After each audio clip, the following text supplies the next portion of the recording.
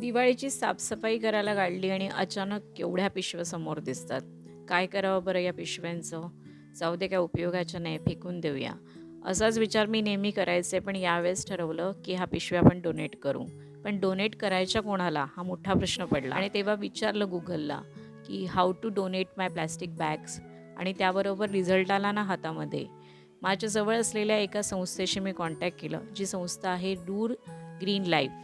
आणि तिथे कॉन्टॅक्ट केल्यानंतर त्यांनी मला सांगितलं, तुमच्याकडे किती वेस्ट आहे त्याचा व्हिडिओ पाठवा. बरं, हा व्हिडिओ पाठवल्यानंतर ते लगेच त्यांनी शेड्यूल केलं की ठीक आहे, या दिवशी तुम्ही घरी असाल तेव्हा आम्ही हे सगळं कलेक्ट करतो. आणि त्याप्रमाणे ते आलेसुद्धा. मला फक्त उत्सुकता होती की एका दिवसामध्ये ह्या किती गोष्टी हे लोकं कलेक्ट करतात. तर कपडे सोडून कोणतंही वेस्ट मटेरियल ते घेतात. रूर ग्रीन लाईफ ही कंपनी आहे माहीम पश्चिम येथे. आणि हे लोकं रिसायकल करतात. आपण जे काही वेस्ट मटेरियल देतो त्यापासून अनेक वस्तू त्यांच्याकडे बनवल्या जातात. शिवाय ज्या कमी उत्पन्न असलेल्या शाळा आहेत त्यांच्यासाठी फर्निचरसुद्धा हे बनवून देतात. एक समाधान वाटलं की चला, आपल्याकडून काहीतरी करू शकले मी. आणि याची जाणीवसुद्धा झाली की आजपर्यंत बरंच असं सामान मी कचऱ्यामध्ये फेकलं.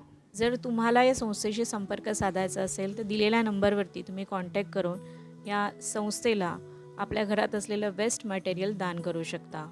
कारण सण आल्यावरती आपण घराची साफसफाई करतो, ही जशी आपली जबाबदारी आहे, त्याचबरोबर आपल्या घराबरोबर आपल्या पर्यावरणाची काळजी घेणं, साफसफाई करणं, त्याला स्वच्छ ठेवणं ही सुद्धा आपली जबाबदारी आहे. या संदर्भातला डिटेल व्हिडिओ हितगुज तुमच्याशी आपल्या चॅनलवर आहे, तो नक्की पाहून घ्या.